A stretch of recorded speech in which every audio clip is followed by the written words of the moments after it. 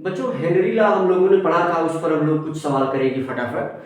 तो बेटा जैसे नीट का सवाल हो या जो है एनसीईआरटी का क्वेश्चन हो, तो लगभग बराबर ही रहता है। इस चैप्टर में हम थोड़ा सा ज़्यादा टफ मान सकते हैं जेई का सवाल। यहाँ 3-4 सवाल हमने लिख लिया है समय बचाने के लिए, है ना। तो एक एक सवाल हम लोग फटाफट डिस्कस कर लेते हैं। देखो ये पहला सवाल एनसीईआरटी एक्सरसाइज का है ना। तो एनसीईआरटी एक्सरसाइज का ये पहला सवाल है। सवाल हम पढ़ देते हैं। ये क्वेश्चन नंबर 13 है। आप अपनी एक्सरसाइज एनसीईआरटी ओपन करेंगे तो ये पहला सवाल क्वेश्चन नंबर 13 है। तो आप और क्वेश्चन पर फोकस होने के बजाय अभी जब आप वीडियो देख रहे हो, देखने के लिए भाई आप सब पॉज करके देख सकते हैं। मैं बोर्ड से बार बार हट भी जाता हूँ, लेकिन पहले कोशिश करें कि मैंने समय बचाने के लिए ही सवाल ये लिखे हैं। पहले कोशिश करें कि वही सवाल देखें जो हम लोग डिस्कस कर रहे हैं, तो समझ में भी आ जाएगा, है ना।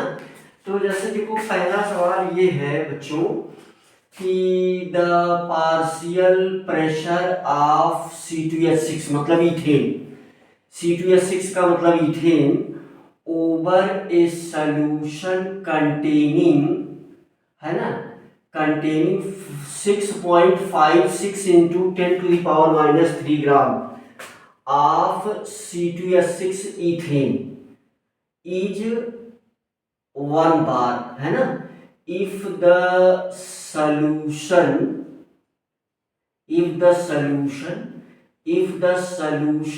contains 5.00 into 10⁻² gram of ethane, then what shall be the partial pressure of the gas? Solution यहां हम बीच में किया करेंगे। ये जो है इस क्वेश्चन का सॉल्यूशन देखो, ये लिखा है। जैसे सॉल्यूशन इसका क्या है, तो एक ही 2 लाइन का सॉल्यूशन है। सॉल्यूशन आप ध्यान दें। देखो क्वेश्चन ये कह रहा है, इसमें ये क्वेश्चन नंबर 13 एक्सरसाइज है। तो क्वेश्चन बच्चों ये कह रहा था ये कि भाई जो है 1 बार प्रेशर पर इतना ग्राम डिजॉल्व हो जा रहा है ना। इथेन जो है 1 ग्राम प्रेशर, वो 1 बार प्रेशर पर इतना हो जा रहा है। तो सिंपल सी बात है कि इतने, है ना, इतना ग्राम डिजॉल्व होने के लिए पार्शियल प्रेशर क्या होना चाहिए, है ना। भाई देखो सवाल ये कह रहा है, बहुत छोटा सा सवाल। ऐसे ही सारे सवाल हैं, मैंने चारों एक साथ इसलिए लिख दिया। इधर जेई का भी सवाल लिखा है, ये जेई में पूछा गया था, यानी सभी का लेवल अगर आप देखेंगे तो वही सेम ही है।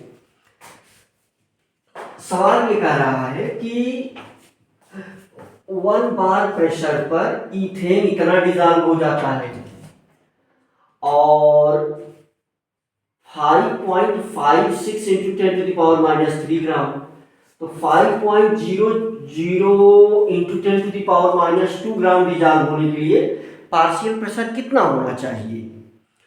तो देखो कल वाला जो हमने क्या किया था, जो फार्मूला बताया था, यानी ये सीधा सीधा W प्रोपोर्शनल P था। यहां से क्या कंसेप्ट निकल आता है, यहां से कंसेप्ट निकल आता है W/P is equal to constant, है ना। यहां से क्या निकल आया, कंसेप्ट क्या निकल आता है भाई, इसकी क्या मीनिंग है, यानी W1/P1 is equal to W2/P2। अब ये पार्शियल प्रेशर है, ये उसका मास है। मास यहाँ गिवन ही है, तो फार्मूले में हम रख देते हैं फटाफट। तो W1 और P1 यानी 1 बार हो गया। तो भाई देखो 6 पॉइंट, अब हमें अगर, है ना, चलो इसी में रख देते हैं 6.56 इंटू 10⁻³ इज इक्वल टू, हमसे P2 पूछ रहा है, W2 दिया है 5.00 इंटू 10⁻² डिवाइडेड बाई P2। तो हमसे P2 पूछ रहा है ना। इसका मतलब यहां से देखो P2 क्या निकल आएगा, P2 निकल आएगा 5.00 इंटू 10⁻⁻² डिवाइडेड बाई 6.56 इंटू 10⁻⁻³ है ना। P2 ऊपर चला गया, ये नीचे चला आया, बस बात खत्म। तो यहां से देखो डेसिमल को अगर हम समाप्त कर दें तो डेसिमल समाप्त हो जाएगा, और ऊपर अगर ये होगा तो यानी ऊपर 10 बच जाएगा। अगर इसको हम कैंसिल कर दें तो यहाँ मल्टीप्लाई 10 हो जाएगा, है ना। तो इसका मतलब कि ऊपर कितना बन जाएगा, डेसिमल 2 डिजिट पर है, समाप्त हो जाएगा। तो ये 5 है ना, 5000 डिवाइडेड बाई, है ना, ये सवाल था, 5000 डिवाइडेड बाई क्या हो जाएगा, 5000 डिवाइडेड बाई 656, है ना, 656। तो कितना टाइम जाएगा, 7 टाइम जाएगा भाई, 7, है ना, 7 टाइम जाएगा, है ना। वो प्रेशर पूछा जा रहा है ना। तो यहां से जो है यू कैन से 0 पॉइंट, अगर हम डेसिमल को खत्म करना चाहेंगे तो ये डेसिमल खत्म हो जाएगा और ये 10 वहां पर हो जाएगा, है ना। P2 हमसे P2 पूछा जा रहा है कि ये कितना बार होगा, तो 0.3, और ये जो है 5.0, है ना, इतना ग्राम डिजॉल्व होने के लिए कितना प्रेशर लगाना पड़ेगा, है ना भाई। तो ये हम डिवाइड कर देंगे, ठीक है। तो डिवाइड करने पर 7 का टाइम जाएगा, देखो डेसिमल खत्म हो गया, तो ये 7, और हम यहाँ पर क्या करेंगे, 7 6 जा 42 टू 2 कैरी 4 एंड 7 5 जा 35 प्लस 4 39, 7 6 जा 42 प्लस 3 45, है ना, 42 प्लस 3 45। सब्ट्रैक्ट कर देंगे कितना आ जाएगा भाई, यहाँ पर 8 आ जाएगा, 0 आ जाएगा और 4 आ जाएगा, है ना। तो इसका मतलब नेक्स्ट टाइम ये 6 ही बार जाएगा। यहाँ हम डेसिमल लगाएंगे, यहाँ 0 बढ़ाएंगे तो ये 6 ही टाइम जाएगा। तो इसका मतलब आंसर हमें क्या मिल गया, 7.6 बार, है ना। तो देखो ये कितना सरल क्वेश्चन था, आप इसे नोट कर सकते हैं, है ना, बहुत ही बेहद सरल क्वेश्चन। तो ऐसे ही आगे और भी जो सवाल हैं उनका भी आंसर ऐसे ही है, डायरेक्ट फार्मूले पर बेस्ड सवाल था, राइट। तो सवाल बच्चों बिल्कुल एकदम सरल था, है ना।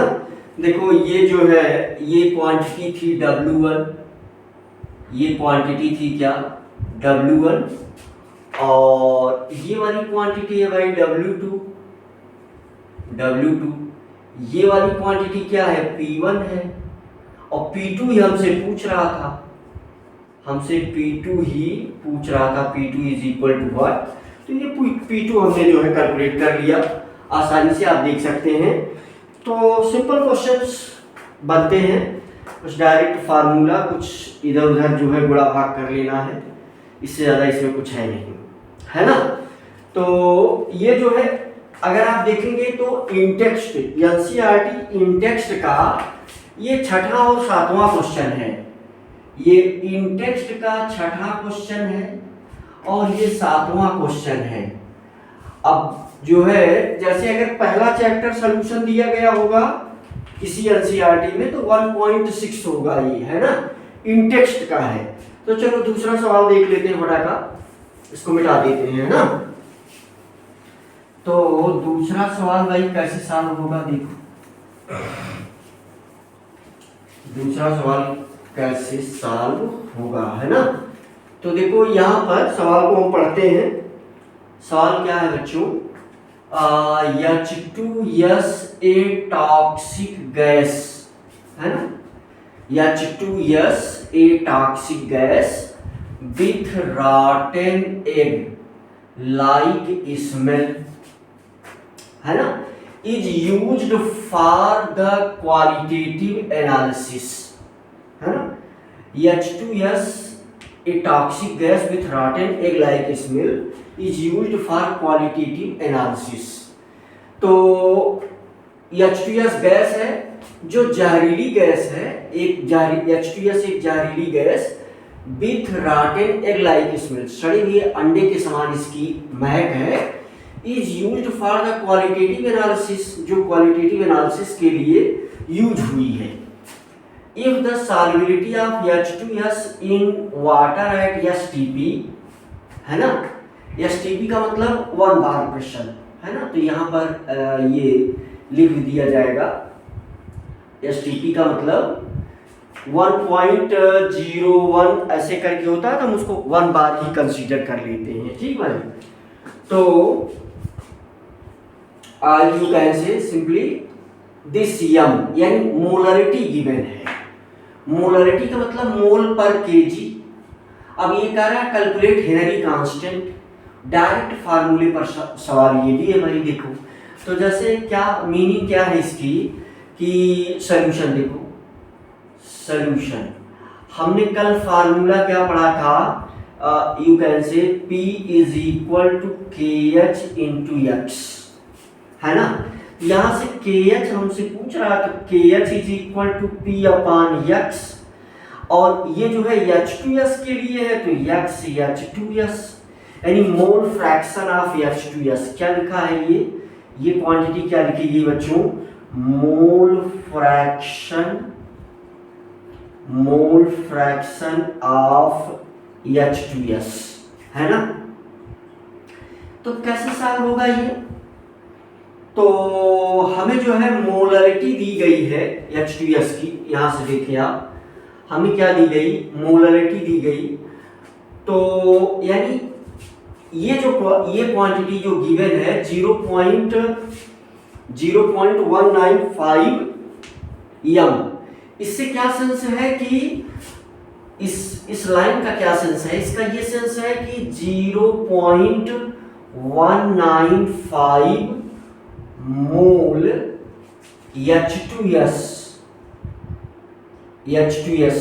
is present in 1 kg, मोल यानी H2S is dissolved in 1 kg H2O, है ना। मेरे ख्याल से इस चीज की मीनिंग यही है बच्चों, है ना, इस लाइन की मीनिंग यही है।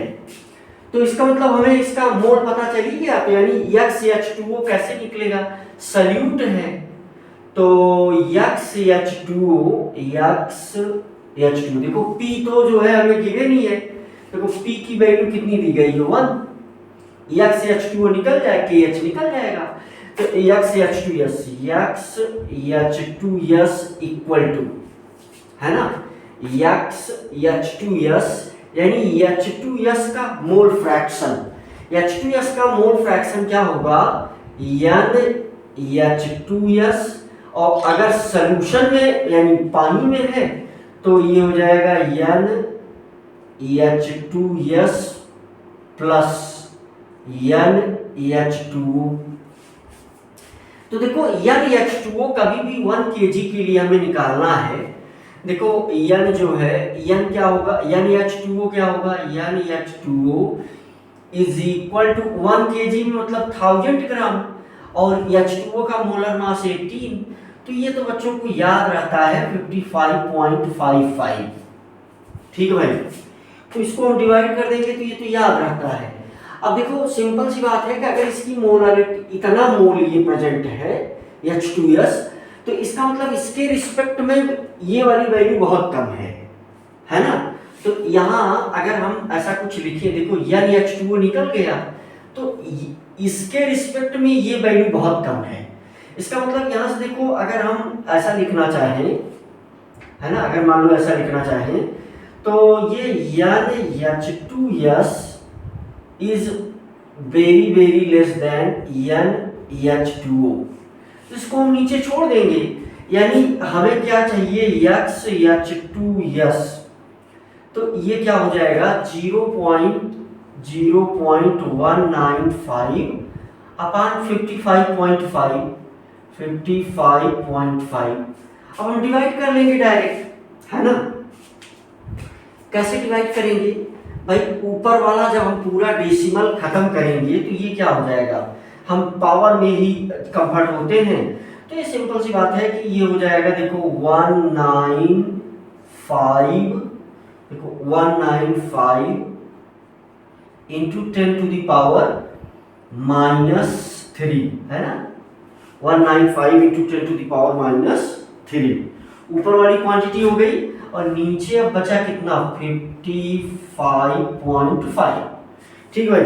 तो अगर हम डेसिमल खत्म करना चाहें तो फिर ये हो जाएगा हमारे पास 1950 इंटू 10⁻³ डिवाइडेड बाई 555। अब ये अगर हम इसको अप्रॉक्स करके मामला सेट करें तो देखो ध्यान से, ये मामला कहाँ पहुंचेगा, यानी 3 जा 4 जा तो जाएगा नहीं, 3 जा के आसपास जाएगा, है ना। अगर हम डायरेक्ट बहुत जल्दी से करना चाहें, नहीं तो हमको डिवाइड करना पड़ेगा, है ना। देखो 3 जा ले जाएंगे तो 5 3 जा 15, 5 3 जा 15 प्लस 16, 5 3 जा 15 प्लस 1 16, है ना। तो 1665। अब अगर देखो 100, चलो डिवाइड ही कर देते हैं, यहाँ पर देखो यहाँ डिवाइड कर देते हैं ना, ये जो है यहाँ, तो ये डिवाइड कर देते हैं तो 555 कितना डिवाइड करना है भाई 1950, तो ये 3 जा तो 1665 है ना, 3 5 जो 15, 3 5 जो 15 प्लस 1 16, 3 5 जो 15 प्लस 1 16, तो ये आ जाएगा आपका व्हाट 5, यहाँ से ये जो है 48, और ये बचेगा आपका 8 माइनस 6 इज इक्वल टू 2, यहाँ पॉइंट लगाएंगे, यहाँ 0, तो ये कितना टाइम चला जाएगा, नियर अबाउट 5 टाइम, है ना, नियर अबाउट 5 टाइम। तो यानी x(h2) हमें क्या मिल गया, मुझे लग रहा है दिख रहा है, तो देखो यहाँ से हमें क्या मिल गया भाई, नीचे का सॉल्व कर लेना, तो x(h2) ये हमें मिल गया 3.5 इंटू 10⁻³ अब हमसे kh पूछा जा रहा है, p की वैल्यू हमें पता ही है, तो यानी अब इस फार्मूले का हम यूज कर लेंगे, तो kh की वैल्यू क्या हो जाएगी भाई, p की वैल्यू 1 है, 1/3.5 इंटू 10⁻³ तो 10⁻³ को ऊपर ले लो, तो ये कितना बन जाएगा 1000 बन जाएगा, इसको हम ऊपर ले लेंगे तो ये हो जाएगा 10⁻³ का मतलब 1000 डिवाइडेड बाई 3.5, यहाँ डिवाइड कर दो जल्दी से, तो यानी 10⁻, है ना, देखो 10⁻³ का मतलब 1000, तो इसको हम 35 पूरा बना लें सीधा सीधा, और ये है 1000 और इसके बगल एक 0 और बढ़ा दें, है ना, तो कितना टाइम 2 जा 70, कितना आ जाएगा 30, देखो ये गया यहाँ से एक 0, ये वाला आ गया यहाँ नीचे, तो है ना 35 2 जा है ना, यू कैन से, तो ये आ गया है ना, तो ये अभी भी नहीं जाएगा, तो यहाँ एक 0 ले लेंगे, एक 0 यहाँ से फिर आ जाएगा, तो देखो यही बन रहा है आसपास, है ना, यह हमें मिल गया, तो हमें ये चाहिए था kh चाहिए था, और kh की वैल्यू किस में आएगी, बार में ही आएगी, तो हम क्योंकि 1 बार उसको हमने लिया है, तो ये नियर अबाउट कितना चला जाएगा 8 टाइम्स, है ना, तो 208 बार, यानी kh की वैल्यू यहाँ से हमें क्या मिल गया, kh इज इक्वल टू 208 बार, ठीक है भाई 208 बार, है ना, ये है kh Henry constant, this is answer. ठीक है, मेरे ख्याल से सवाल बहुत सरल था। सवाल जल्दी से हम लोग एक बार फिर से देख लेते हैं। कोई भाई क्वालिटेटिव एनालिसिस की गई है जिसकी वजह से उसमें H2S गैस प्रेजेंट है और उसकी सॉल्युबिलिटी इतना हम बता दिया गया। हमसे पूछा कि H2S का हेनरी कांस्टेंट बताओ, यानी हमको KH चाहिए था, ये फार्मूला हम जानते हैं। P हमको STP का मतलब देखो, STP जो ये टर्म लिखा गया इसका मतलब हम 1 बार लिए हैं, है ना। टेम्परेचर की कोई रिक्वायरमेंट यहाँ है नहीं, इसलिए 0 सेल्सियस टेम्परेचर को कंसीडर नहीं किया गया है। देखो STP का मतलब क्या होता है, 1 बार 0 सेल्सियस टेम्परेचर, ठीक भाई। तो ये जो है हमें चाहिए था। इस लाइन का ये मतलब होता है कितना मोल H2S is dissolved in 1 kg H2O। अगर 1 kg H2O है तो उसका नंबर ऑफ मोल निकल आएगा 55.5 और दूसरी क्वांटिटी है H2S, तो इसका हम मोल फ्रैक्शन का फार्मूला क्या है, यानी H2S अपान यानी H2S प्लस यानी H2O। ये क्वांटिटी इतनी कम है, इससे ये अंदाजा लगाया जा सकता है, इसलिए इसको हमने यहाँ पर छोड़ दिया। अब डायरेक्ट दिस अपान दिस बचा, तो ये कर लिया, इसको हमने यहाँ डिवाइड किया, देखो तो ये आ गया व्हाट, हाँ तो पॉइंट है ना 3 ये बना, ये आ गया। X से H2S हमको मिल गया, देखो X से H2S हमको मिल गया तो 1, इसकी वैल्यू 1 थी तो 1 अपान कर दिया 3.5, ये ऊपर चला गया 1000 बन गया, 3.5 से इसको डिवाइड करना था तो 10⁻³ को 1000 बोलेंगे। इस पॉइंट की वजह से एक 0 यहाँ लगाएंगे, डायरेक्ट 35 से इसमें भाग दे देंगे, खेल खत्म, है ना, वो आंसर आ गया। अगला भी सवाल ऐसे ही है, चलो कुछ मिटा देते हैं, मिटा देने से आपको थोड़ा साफ साफ दिखेगा, है ना। मेरे ख्याल से सवाल जो है सबको दिख रहा है बहुत साफ साफ। चलो तो ये 2 सवाल हम मिटा देते हैं। अगला सवाल आप पढ़ सकते हैं, ये इंटेक्स्ट का है, एनसीईआरटी में अगर पहला चैप्टर सॉल्यूशन है आपकी एनसीईआरटी, क्योंकि एनसीईआरटी बदल गई है ना, तो मेरे पास तो जो एनसीईआरटी है वो पुरानी वाली है, उसमें जो है दूसरा चैप्टर है एनसीईआरटी, तो ये वाला क्वेश्चन है इंटेक्स्ट का। जो क्वेश्चन देखो, एग्जाम्पल इंटेक्स्ट एक्सरसाइज, है ना, 3 प्रकार के क्वेश्चन एनसीईआरटी में रहते हैं। एक तो जो है एक्सरसाइज में रहेगा, तो वो एक्सरसाइज वाला पहला क्वेश्चन था 13 नंबर का पहला क्वेश्चन था, तो मेरे वाले में तो 2.13 था, लेकिन ये दोनों इंटेक्स्ट के हैं, तो ये 2.6 सॉल्व किया हमने और 2.7 है ना, 2.7 जो है वो सॉल्व करने हम लोग जा रहे हैं। अगर मान लीजिए किसी बुक में जो है पहला चैप्टर ये होगा तो 1.7 होगा। अब यहां देखो क्या दिया गया है, Henry law constant for CO2 in water is this pascal, 1.67 × 10⁸ pascal. चलो पढ़ देते हैं, देखो Henry law constant for CO2 in water is 1.67 × 10⁸ Pascal at 298 Kelvin. Calculate the quantity of CO2 in 500 ml of soda water when packed under 2.5 atm CO2 pressure at 298 Kelvin, है ना।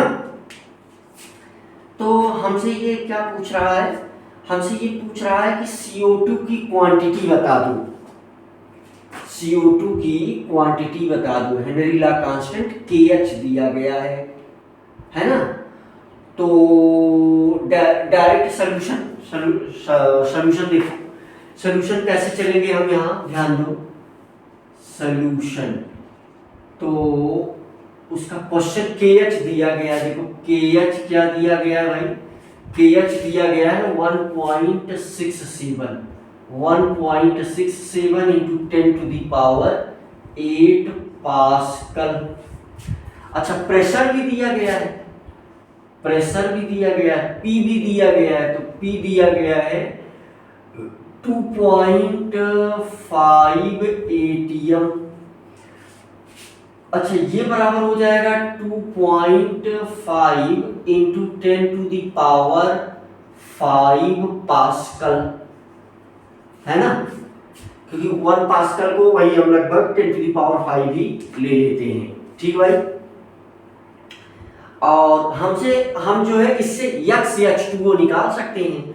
वैसे सवाल तो हमसे पूछ रहा है अमाउंट ऑफ CO2, है ना, यानी मास ऑफ CO2, है ना? हमसे क्या पूछ रहा है, mass of CO2, mass of CO2 is equal to what, और कहां, 500 ml में, 500 ml mass of CO2 is equal to what in 500 ml, 500 ml soda water, है ना। तो यहाँ H2O ही हम मान के आगे बढ़ेंगे भाई। यहाँ पर हम क्या मानेंगे, सोडा वाटर है तो इसमें H2O दूसरा वाला यानी सल्यूट, इसमें CO2 रहेगा, तो यहाँ से X हमको मिल जाएगा। इसमें सल्यूट जो है क्या रहेगा, CO2 रहेगा, और हम यही दो चीज मान के आगे बढ़ेंगे कि इसमें सल्यूट जो है क्या है, CO2 है, और जो सॉल्वेंट है भाई ये जो है H2O है। ठीक भाई। तो नॉर्मल सी बात है कि यहाँ सारी चीजें पर मोल, है ना, कैलकुलेट होंगी।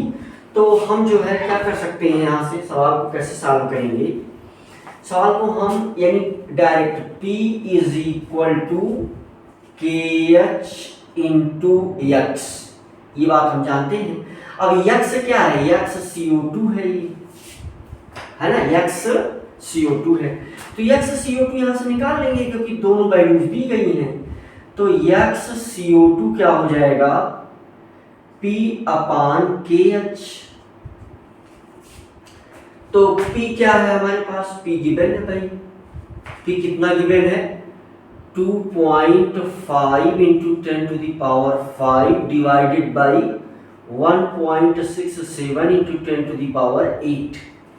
अब इसको अगर हमें डिवाइड करना है तो ऊपर तो 10⁻³ हो जाएगा, है ना। हम इसको ऐसा लिख सकते हैं 250 इंटू 10⁻³ है ना, अपान 167। अब हम डायरेक्ट डिवाइड करते हैं, तो यानी 250 में डिवाइड कर लेंगे 167, तो कितना टाइम चला जाएगा, अगर हम इसको डिवाइड करते हैं तो पहले 1 टाइम, तो 167, बस एक डेसिमल और खिसकाते हैं बस, तो यहाँ से 3 आ जाएगा, और यहाँ से जो है 14 बचेगा, तो 8 आ जाएगा, 14, है ना, ये कैंसिल आउट, यहाँ से एक 0 ले लेते हैं, अभी पॉइंट लग जाएगा, ये कितना आ गया भाई, तो ये नियर अबाउट आ जाएगा। ऐसे ही सेम सवाल वो वाला भी जो जेईई में पूछा गया है, बिल्कुल एकदम सेम मिलता जुलता है ना, सेम मिलता जुलता है। इसमें भी देखो सोडा वाटर दिया गया है ना, इसमें भी देखो सोडा ही वाटर दिया गया है, और क्या डिजॉल्व किया जा रहा है भाई, इसमें जो है एक कंपनी CO2 ही डिजॉल्व किया जा रहा है ना। हाइड्रोजन का भी मोलर मास दिया है, क्योंकि वो उसकी वजह से इसमें हमको लग रहा है कि ये यू कैन से सिंपल, हाँ, इसमें जो है ये प्रेशर वगैरह अलग दिया गया है, हेनरी कांस्टेंट भी अलग दिया गया है, किलो बार में दिया गया है, हाँ, तो ये अलग, यानी ये देखो जो इंटेक्स्ट का सवाल है वही जेईई में पूछा गया है ना। तो सिंपल सी बातें हैं। तो ये जो है अगर हम इसको डिवाइड करते हैं तो फिर जो है ये कितना टाइम जाएगा, नेक्स्ट टाइम, तो ये पॉइंट यहाँ हमने लगा दिया, और ये अब जाएगा 6 टाइम, तो जाएगा नहीं 5 टाइम, है ना, 5 टाइम भी नहीं जाएगा, यहाँ 3, यहाँ पर बचेगा 4, 167, ठीक है, तो this will equal to what, हाँ सही है, P/KH हो ही जाएगा, ठीक। तो यहाँ से ये लगभग जाएगा 5 टाइम, 1.5, 5 6 जा नियर अबाउट 5 टाइम जाएगा, है ना, 5 7 जा 35 to 5 5 6 जा 30 प्लस 33 तो ये लगभग अगर हम 4 कर देते तो 9 हो जाता, तो इसलिए ये ज़्यादा नज़दीक इसी के है 1.5 के। तो इसका मतलब कि यहाँ से x CO2 की वैल्यू हमें क्या मिल गई, यानी हमें मिल गई x, हमें क्या मिल गया भाई, हमें मिल गया x CO2 is equal to 1.5 into 10 to the power -3। मुझे लग रहा है कि बात बिल्कुल क्लियर है ना, -3। तो देखो ये हमें मिला। अब अगर कोई सॉल्यूशन वाटर और है ना, देखो कोई जो सॉल्यूशन है किसका है, CO2 और वाटर का है, तो इसका मतलब कि देखो x CO2 is equal to क्या है, यानी n CO2 अपान n CO2 प्लस NH2। और हमें हमेशा से पता है ये सब पर मोल मतलब पर लीटर निकल रहा है ना, तो यहाँ डेंसिटी भी वही मानी गई है, तो 1000 ही मान करके, यानी ये अभी अभी जो हमने निकाला था NH2 क्या होता है ना, x CO2 हम निकाल रहे हैं, तो x CO2 बाद में हम ये 1 लीटर का मतलब 1 kg का निकल रहा है, तो यहाँ अभी अभी हमने निकाला था इसका 55.5 होता है ना, इसका 55.5 होता है, 55.5 ये वाली वैल्यू। तो यहाँ भी वही कंडीशन है कि ये NCO2 is very very less than NH2O, तो इसको यहाँ छोड़ देंगे। XCO2 की ये वैल्यू गिवन है, देख लो ये XCO2 वैल्यू गिवन है, तो यानी 1.5 into 10 to the power -3 equal to NCO2 हमें मिल जाएगा यहाँ से, NCO2 अपान ये हो जाएगा 55.5। ठीक है, इसका मतलब देखो NCO2 हमें क्या मिला, NCO2 हमें मिला 1.5 into 55.5 into 10 to the power -3।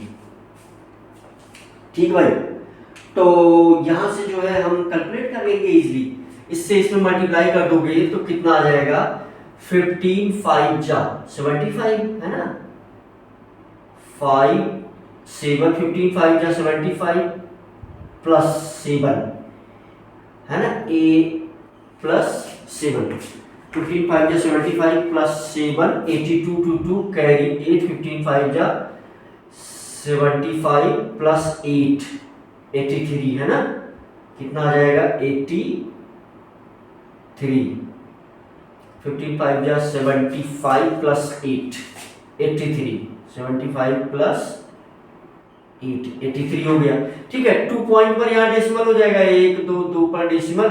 अब यहाँ मल्टीप्लाई कितने से, 10 टू द पावर -3। अब अगर हम इसे मोल में कन्वर्ट करें भाई, तो ये कितना हो जाएगा भाई, 0 है ना 08325 है, 83 तक ले लेते हैं, वो पावर खत्म हो गया है ना। ये NCO2 लेकिन कितने में निकल रहा है, 1 kg में, यानी ये जो निकल रहा है ये 1 लीटर के लिए निकल रहा है, लेकिन ये देखो 500 ml के लिए है। हमसे सवाल में क्या पूछा जा रहा है, हमसे सवाल में पूछ रहा है कि 500 ml के लिए बताओ भाई, ये जो निकला मोल निकला है ना, ये क्या निकला, मोल NCO2। अगर इसको हम ग्राम में कन्वर्ट करना चाहें, देखो फार्मूला क्या होता है सिंपल, तो अगर हम ग्राम में कन्वर्ट करना चाहें, यानी देखो NCO2 इज इक्वल टू क्या, W of CO2 divided by, यानी CO2 का mass divided by molar mass, divided by molar mass. तो WCO2 निकल जाएगा भाई, WCO2, ठीक है भाई।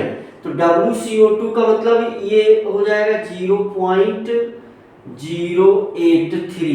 अगर गुणा भाग थोड़ा जल्दी से करना है तो इस 3 को भी इग्नोर करो, 3 को भी इग्नोर करो, एक ही बार में निकलेगा। CO2 का मोलर मास कितना? 44, ठीक भाई।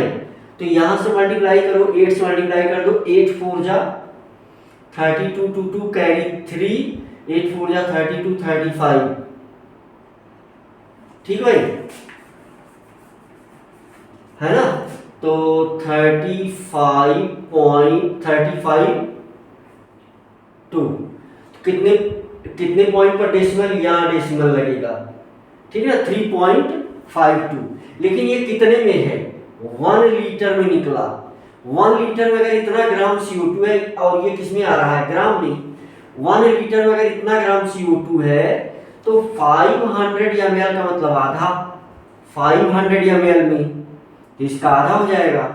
ये 1 लीटर में था तो 500 ml में जो CO2 आएगा, इसमें 2 से डिवाइड कर दो तो 2 1 जा, है ना, 2 1 जा 2 और 15 बन जाएगा, 2 7 जा, है ना, उसके बाद फिर 2 6 जा, तो 1.67 ग्राम CO2 ये आंसर हुआ। एक बार हम सवाल को फिर से देखते हैं जल्दी से, है ना, पूरे सवाल को एक बार, मैं हट गया यहाँ सामने से, आप सवाल को देख सकते हैं, है ना। तो एक बार हम जल्दी से सवाल को फिर पढ़ करके आपको समझाने का प्रयास करते हैं। ऐसे सारे बच्चे समझ गए होंगे, इसमें कुछ टफ नहीं है, लेकिन अगर बहुत वीक स्टूडेंट है तब भी वो एक बार में देखो। हमने क्या किया, फटाफट ये हेनरी ला कांस्टेंट, देखो हेनरी ला कांस्टेंट दिया गया है और ये कह रहा है calculate the quantity of CO2 in 500 ml। तो क्वांटिटी दोनों चीजों में बताई जा सकती है, मोल में भी बताई जा सकती है। यहां भी अगर 2 से डिवाइड कर देते तो मोल में आ जाता, यानी वो भी आंसर है, आंसर जो है इसी को 2 से डिवाइड कर देते तो मोल में भी आ जाता, बात खत्म, 0.4 आ जाता, है ना। तो 0.4 मोल, है ना। तो सवाल में हमें क्या क्या गिवन है, यानी KH गिवन है, P गिवन है, ATM में था पास्कल बना लिया, मास ऑफ CO2 जो है वो हमसे पूछ रहा है कहाँ, इन 500 ml में। सल्यूट, इसका मतलब इसमें CO2 होगा, सॉल्वेंट H2O होगा।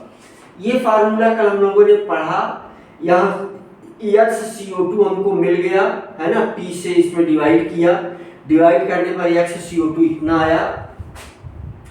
सल्यूट और सॉल्वेंट की कहानी में यही होता है, सल्यूट का mole fraction is equal to number of mole of solute upon number of mole of solute plus number of mole of solvent.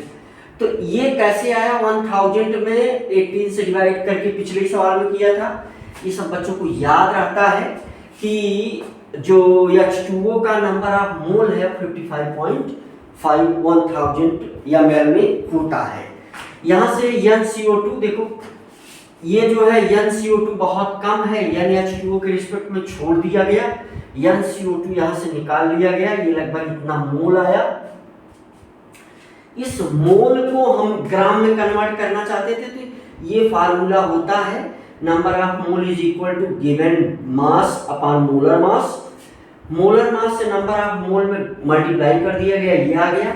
ये 1 लीटर के लिए निकल रहा था, हमसे 500 में पूछ रहा था, इसको आधा कर दिया, है ना।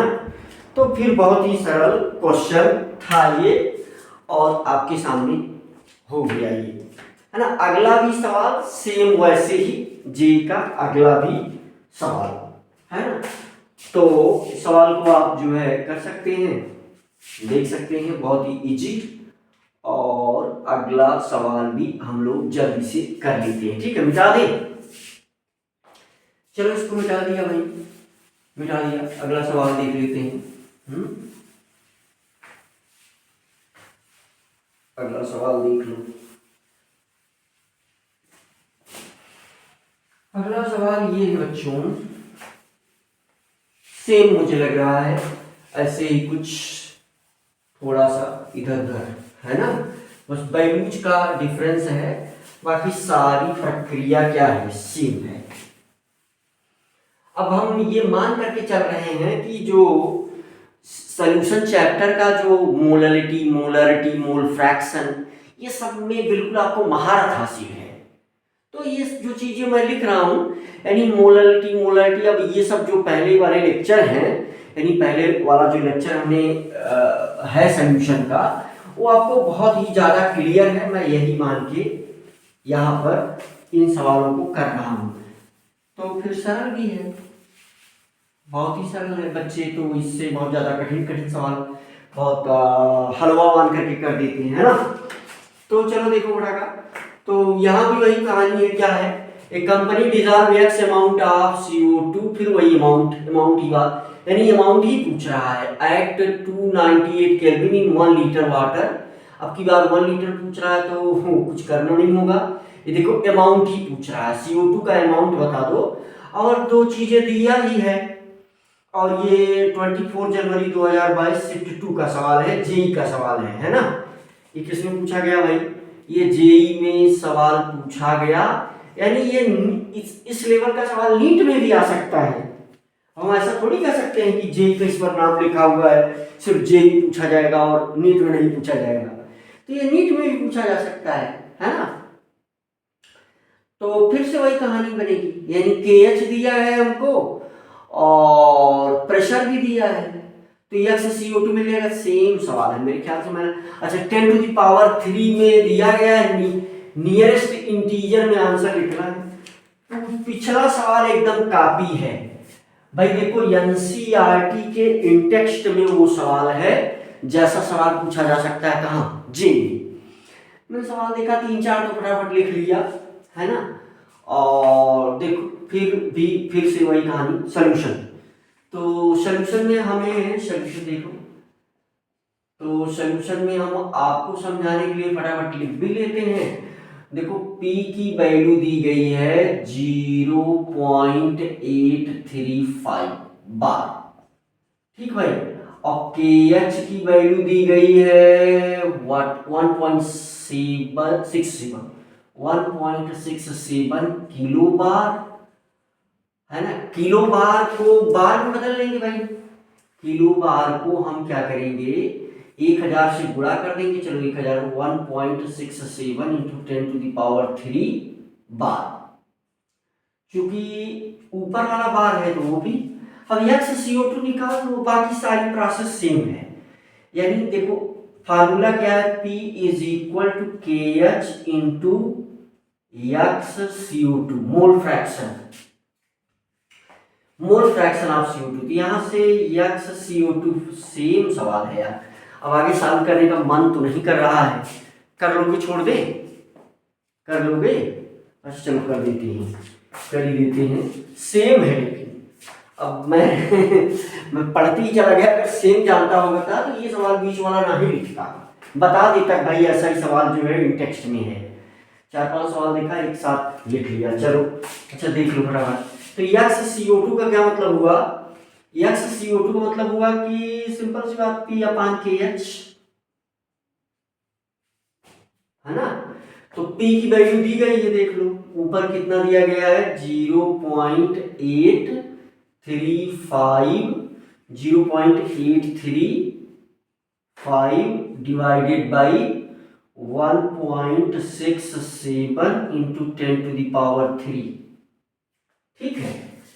तो कैसे डिवाइड करेंगे, कैसे करेंगे भाई इसको, देखो 10 टू द पावर 3 ऊपर लेकर के चले जाओ तो माइनस हो जाएगा, एक और बढ़ा लो तो डेसिमल यहां शिफ्ट कर जाएगा, यानी 8.35 इंटू 10 टू द पावर -4 और डिवाइडेड बाई 1.67। अब हम डायरेक्ट भाग ही दे रहे हैं हमेशा, चलो यहां भाग दे देते हैं। अब वो डेसिमल ऊपर नीचे बराबर है, मेरे ख्याल से डेसिमल दिख रहा होगा, डेसिमल एक बार मैं मोटा कर देता हूं, कभी कभी कैमरे में डेसिमल दिखता कम है। डेसिमल वाला भाई कभी अगर मैं भूल जाऊं तो इतना मोटा करना, है ना। तो डेसिमल वाला मैं बोल रहा होता हूं तो वहां भी डेसिमल आप ध्यान दिया करेंगे। तो क्या मामला है, मामला यही है कि नीचे भी 2 पॉइंट पर है, ऊपर भी, तो डेसिमल हम छोड़ ही देते हैं, डायरेक्ट हम 835 को डिवाइड कर देते हैं 167 से, ठीक भाई। तो कितना टाइम, 835 से 5 टाइम जाएगा, तो मेरे ख्याल से डायरेक्ट 5 जाएगा क्या?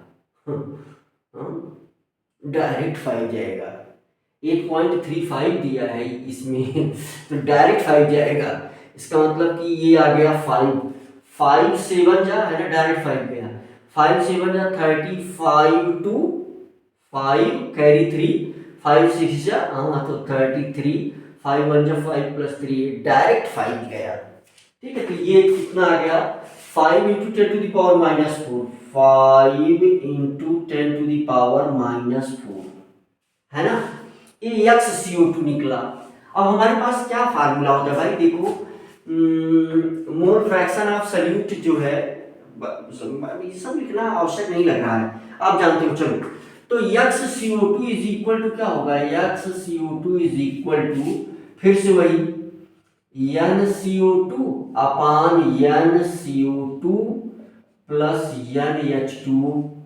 अब 1 लीटर के लिए ये NH2O जो है 1 लीटर के लिए हमेशा 55.55 ही रहेगा। अब फिर से वही कहानी, ये NCO2 जो है क्या है, अब की बार 1 लीटर में है तो कुछ करना भी नहीं पड़ेगा। तो देखो मोल फ्रैक्शन XCO2 का देखो बहुत कम है, तो इसका मतलब NCO2 जो होगा वो भी बहुत कम होगा, तो इसका मतलब कि it is very very less than NH2O। तो नीचे इसको निगलेक्ट कर देंगे, तो यानी यहां से XCO2 क्या आ जाएगा, NCO2 डिवाइडेड बाई NH2।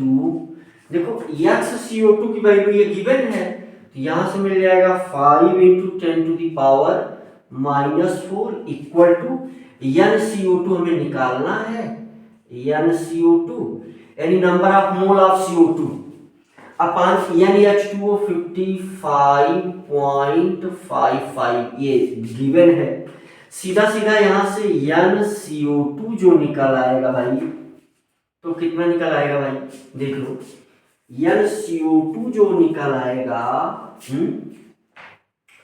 तो ये निकल आएगा 5 into 10 to the power minus 4 into 55.5 है ना, NCO2 निकल आएगा। तो यहां से मल्टीप्लाई करोगे तो कितना हो जाएगा, 5 5 जा 25 टू 5 5 5 जा 25 प्लस 2 7 27, यहाँ डेसिमल लगा देंगे और ये into 10 to the power minus 4। अब देखो हमें जो है क्वांटिटी ग्राम में देना है, ये लेकिन किस में आ रहा है, मोल में आ रहा है। तो हमें पहले से पता है कि NCO2 is equal to WCO2 upon molar mass of CO2, अभी अभी किया था है ना, WCO2 वही निकालना है, तो यानी WCO2 ही पूछ रहा है हमसे, तो WCO2 इज इक्वल टू क्या हो जाएगा, NCO2 यानी ये हो जाएगा 277.5। ठीक है भाई, देख लो मल्टीप्लाइड मोलर मास CO2 का मोलर मास कितना 44 multiplied 44 multiplied 10 to the power minus 4। ठीक है, तो जल्दी से हम कैसे गुणा करेंगे, गुणा तो करना पड़ेगा, गुणा तो इसको करना पड़ेगा।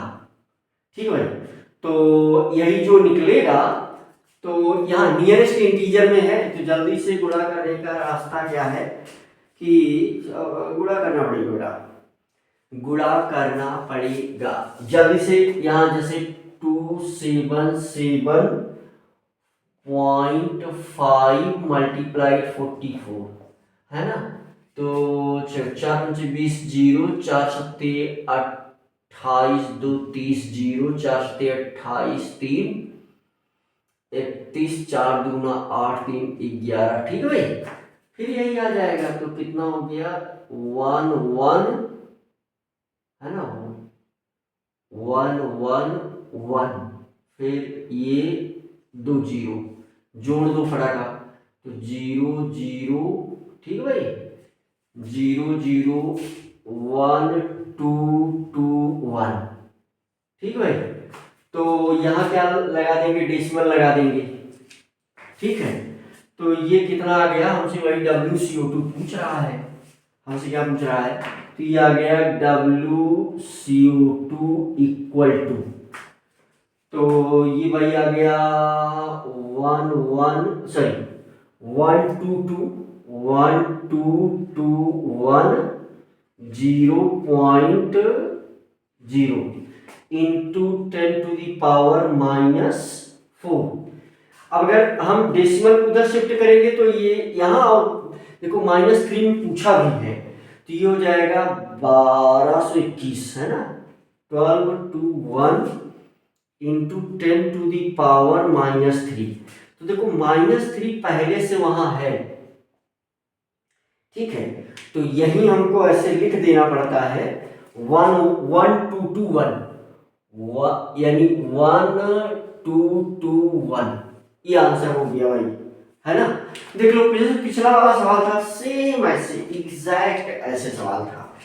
और प्रैक्टिस करने के लिए भाई आप जो है क्या करो, वो एक एग्जाम्पल दिया गया है उसमें एनसीईआरटी में, है ना, एनसीईआरटी में एग्जाम्पल नंबर 4 भी आप सॉल्व कर लें तो इस पर कुछ प्रैक्टिस हो जाएगी। कुछ सवाल जब तक नहीं करेंगे वो कॉन्फिडेंस नहीं आता है।